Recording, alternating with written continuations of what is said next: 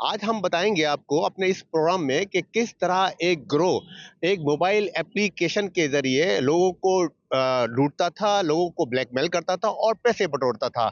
इस तमाम मामले का जो सुराग है और इंकशाफ उस वक़्त हुआ जब एक नौजवान पिटिशनर ने पुलिस से रुजू किया और उनको बताया कि एक ऐसी मोबाइल ऐप के ज़रिए मुझसे राब्ता किया करके पैसे ना सिर्फ़ पैसे माँगे बल्कि अभी भी ब्लैकमेल किया जा रहा है कि जिसमें एक इनके पास कॉल आती थी और जो कॉलर जो कॉल रिसीव करता था उसके स्क्रीन पर रियासती इदारों के अफसरान, पुलिस अफसरान और यहाँ तक के वुज़रा के नाम की जाली आईडी भी सामने आती थी जिससे कॉल रिसीव करने वाला घबरा जाता था और ये लोग जो मुजरमान थे और मुलजिमान थे ये पूरा गिरोह जो है ये फ़ोन कर करके इस तरह की जाली आईडी और एक ऐप के ज़रिए लोगों को ब्लैकमेल और या झांसा देकर करता था। इस तरह इसी मौजू पर बात करने के लिए हमारे साथ इस केस के मुद्दई भी हमारे साथ मौजूद है। हम उससे बात करते हैं लेकिन पहले ये बताना ज़रूरी है कि ये किस तरह काम करते थे। बताया गया है कि ये लोग एक ऐप इस्तेमाल करते थे, मोबाइल ऐप, और उसमें रियासती इदारों के अफसरान के नाम उनके आईडी पे जाली आईडी से आ जाते थे, पुलिस अफसरान के आ जाते थे और वो ब्लैकमेल करते थे कि हमें पैसे दिए जाए, हमें भत्ता दिया जाए। और कई मामले पे और कई मौके पे ऐसा भी हुआ कि उन्होंने लोगों को नौकरियां देने के बहाने और नौकरियां देने का लालच देकर भी पैसे वसूल किए। हम इस सिलसिले में इस केस के मुद्दई से बात करते हैं कि वो क्या कहते हैं और किस तरह एक मुलजिम को पकड़ा पुलिस ने और उसके पीछे जो पूरा गिरोह था उसकी निशानदेही हुई। आइए हम बात करते हैं इस पूरे केस के मुद्दई से कि वो क्या कहते हैं। मेरा नाम शाहज़ेब मीरपुर ख़ास से रहायश पज़ीर हूँ मैं और किप्रो स्टैंड पे मेरा घर है। सर मेरे साथ जो है एक स्कैम हुआ है, जिन्होंने कुछ लोगों ने मुझे कहा कि हम हसास अदारे के पहले यकीन दही करवाई, फिर जो है उन्होंने दिखाया हमें कि हम आपका काम करवाते हैं, इतने पैसे लगेंगे आपके 6 लाख रुपए पहले। और एसपीडी 1 डिस्ट्रिक्ट पुलिस में जो है मेरा वेटिंग लिस्ट में नाम था, उसका उन्होंने कहा कि हम आपका करवा देंगे। मुलाजमत दिलवाने के लिए। जी हाँ, मुलाज़मत दिलवाने के लिए। उसके बाद सर मैंने उनको 4 लाख रुपए दिए बैंक के थ्रू, 2 लाख रुपए उन्हें मैंने ईज़ी पैसा करवाए, 1.5 लाख रुपए जो है मैंने उनको हाथ अमानती जो था दिया था। तो सर उसके बाद सर उन्होंने मुझे ब्लैकमेल करना शुरू कर दिया जब लिस्ट नहीं आई। तो वो मुझे बताते थे कि हम तो सास अदारे से हैं के या उनके पास वो सिस्टम भी थे, कभी एसपी के नंबर से कॉल, कभी आईजी सिंध साहब के नंबर से भी कॉल और जुल्फ़कार अली शाह साहब के भी नंबर से कॉलिंग करते थे। तो वो बताते थे कि हम इस चीज़ के हैं, आप हमसे दूर रहो वरना हम आपको ले जाएँगे, गायब कर देंगे। और इस दौरान उन्होंने पैसे ले लिए थे आपसे। जी हाँ, इससे पहले पैसे ले लिए थे। बाद में जब लिस्ट आई थी उसमें तो नाम नहीं आया, तो मैं उनसे पैसे माँगता था, गरीब बंदा था। तो वो मुझे डराते थे, धमकियाँ देते थे कि हम ऐसे हम आपको ले जाएँगे या आपको मार देंगे, नुकसान देंगे। तो ऐसी मुझे धमकियाँ देते थे। उनके साथ मीरपुर ख़ास में जो है अक्सर औकात बैठा करते थे। वो एक इमरान नाम है, दूसरा रज़ा साहब भी उनके साथ बैठते थे। अक्सर उनके साथ मैं जब जाता था उनके पास पैसे माँगने या जो भी। मतलब कहने का मतलब ये कि ये पूरी गैंग थी। जी हाँ, इनकी पूरी गैंग थी जो लोगों को कॉलें करते थे। मिसाल है सर, जैसे प्राइवेट नंबरों से कॉलें करते थे, बताते थे कि हम सासादारों से हैं, मैं फलाना मेजर बात कर रहे हैं हैदराबाद से, हमारा बंदा आ रहा है, उनको पैसे दे दो। तो उनसे मंशियात वालों से भी पैसे लिया करते थे, ये भत्ते भी लिया करते थे। जब मैं इनके पास जाता था, देखता था, तो ये मुझे बोलते थे कि देख लो, हम ऐसे ही आपको भी गायब करवा देंगे।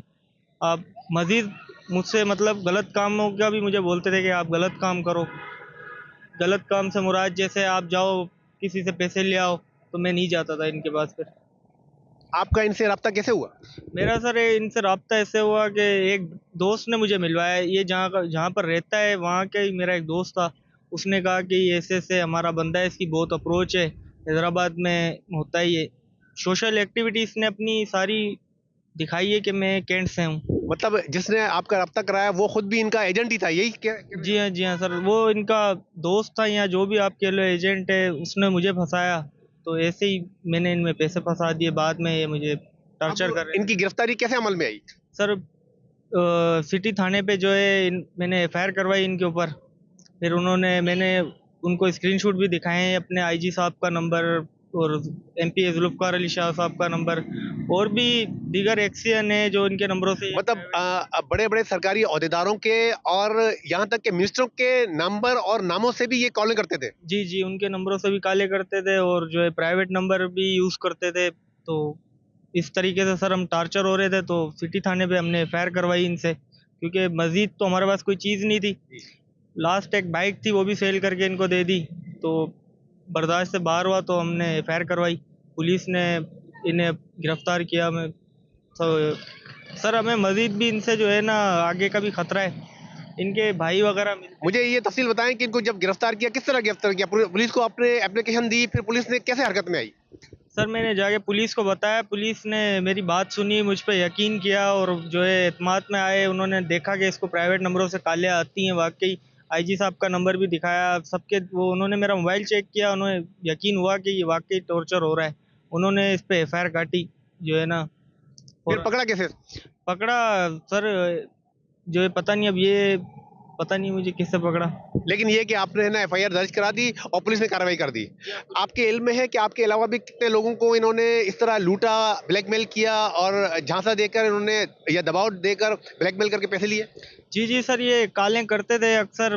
कोई मंशियात वालों को, हम फलां मेजर बात कर रहे हैं MI से, आप हमें 50,000 दे दो या लाख दे दो, हम आ रहे हैं फलां जगह पे, तो वो भी समझ के असासदार है। लेकिन आपके इल्म में है कि आपके अलावा भी कितने लोगों को ये ब्लैकमेल करते थे? जी सर, हो सकता है ये करते होंगे, जब मुझे कर रहे थे तो मेरे जैसे 50 और होंगे। मखसूस मोबाइल फ़ोन ऐप के ज़रिए जाली कॉल जो अफसरान, सरकारी अफसरान और रियासती इदारों के अफसरान और वज़रा की जाली आईडी से जो फ़ोन किए जाते थे और भत्ता वसूल किया जाता था, वो केस कितना अहम है, इसके बारे में इसका अंदाज़ा इस बात से लगाया जा सकता है कि इसके पीछे नेटवर्क के बारे में हक़ाइक़ जानने और इस तमाम गैंग की जो तफ़सीलात हैं, पस पर्दा कौन से अनासिर हैं, उस तमाम की मालूमात और हक़ाइक़ सामने लाने के लिए पुलिस हुक्काम ने एक इंक्वायरी कमेटी तश्कील दी है। एक डीएसपी और 2 थाना इंचार्जों समेत 4 रुकनी कमेटी इस मामले की तहकीकात करेगी, पस पर्दा हक़ाइक़ सामने लाएगी।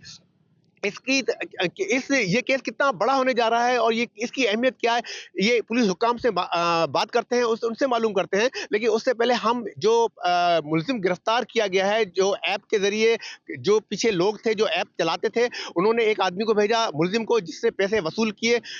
जो हुमायूं मुस्तफ़ा नामी मुलजिम को पुलिस ने रंगे हाथों गिरफ्तार किया। उसने क्या इंकशाफात किए हैं, पहले हम उसकी गुफ्तगू सुनाते हैं, उसका बयान सुनाते हैं, उसके बाद पुलिस हुक्काम से बात करते हैं कि वो क्या कहते हैं, उनकी क्या राय है इस तमाम केस में और अब तक की तफ्तीश में क्या पेशरफ्त हो सकी है। अस्सलाम वालेकुम, मेरा नाम हुमायूं मुस्तफ़ा वल्दियत अब्दुल गफ़ार। मेरा ताल्लुक़ डिस्ट्रिक्ट मीरपुर खास तहसील सिंदड़ी और यूसुफ लाडियों से है। मेरा पेशा ज़मींदारा भी है, मैं स्टूडेंट भी हूँ। और मैं अपना ना एक एप्लीकेशन का इस्तेमाल करता था, जिस एप्लीकेशन का नाम, उस एप्लीकेशन की मदद से हम किसी को भी किसी के भी नंबर से कॉल कर सकते थे। तो ये एप्लीकेशन मुझे मेरे एक दोस्त के रेफरेंस मिली थी, जो कि मैं काफ़ी टाइम इस्तेमाल की, लेकिन उस एप्लीकेशन का मेरे एक और दोस्त को पता चल गया, तो मुझे वो एप्लीकेशन मजबूरन उसको देनी पड़ी। जिस दोस्त को मैंने एप्लीकेशन दी थी, उस दोस्त का नाम इमरान था, जो कि मीरपुर खास का रिहाइश पज़ीर था और उसका पेशा सहाफ़त था। इसके अलावा इस एप्लीकेशन की डिटेल्स मीरपुर खास में किसी के पास नहीं है। भैया साहब, एक ना ऑनलाइन फ्रॉड का एक बड़ा केस सामने आया है, जिसमें एक जदीद एप्लीकेशन के जरिए इदारों के नाम, रियासती इदारों के अफसरान और पुलिस अफसरान के नाम पर कॉलिंग की जा रही थी और पैसे वसूल किए जा रहे थे। उस पर क्या पेशरफ्त हुई है, मुकदमा भी दर्ज हो गया, आगे क्या बताएंगे आप? जी बिल्कुल। मोरखा 8/1/2026 को हमारे पास कंप्लेनेंट आया शाहजेब भट्टी। उसने बताया कि हुमायूं मुस्तफ़ा गुज्जर नामी एक शख्स है, जो ख़ुद को मुख्तलिफ रियासती इदारों से या हसास इदारों से ताल्लुक़ ज़ाहिर कर रहा है अपना, और नौकरियों के और दूसरे काम के सिलसिले में वो लोगों से पैसे लेता है, और इससे भी उसने नौकरी के सिलसिले में पैसे लिए थे। ऐसी कंप्लेन मिलने पे हमने उसके ऊपर मुकदमा 4/2026 उसका इंदराज किया इसके ख़िलाफ़, और इसकी गिरफ्तारी 9 तारीख को अमल में आई। 24 घंटे रिमांड का टाइम पूरा होने के बाद हमने इसको कोर्ट पे पेश किया। उसके बाद ये हमारे पास अंडर इन्वेस्टिगेशन रहा। इसका मोबाइल फ़ोन वगैरह हमने रिकवर किया जिसमें इस किस्म की चीज़ें बिल्कुल मिली, और उसके बाद ये मोबाइल जो है वो फॉरेंसिक के लिए हमने आगे भेज दिया है। अब इन्वेस्टिगेशन किस मरहले पर है? अभी केस जो है अंडर इन्वेस्टिगेशन है, चालान सबमिट नहीं हुआ है, अभी फाइनल चालान सबमिट होगा जिसमें अभी कुछ दिन बाकी हैं। इस रैकेट के पीछे कितने लोगों का आपका इम्कान है, कितने लोग हो सकते हैं? और ये तो एक पहला केस आया है सामने जिसमें ये सूरत-ए-हाल है। इसके मददगार काफ़ी सारे लोग हैं, लेकिन उनका नाम अभी मैं डिस्क्लोज़ नहीं करूँगा क्योंकि ये हसास नौइयत का केस है, क्योंकि ये कुछ रियासती इदारों का नाम इस्तेमाल कर रहा था। जैसे इन्वेस्टिगेशन मुकम्मल होगी तो सब चीज़ें खुद ब खुद ज़ाहिर हो जाएंगी।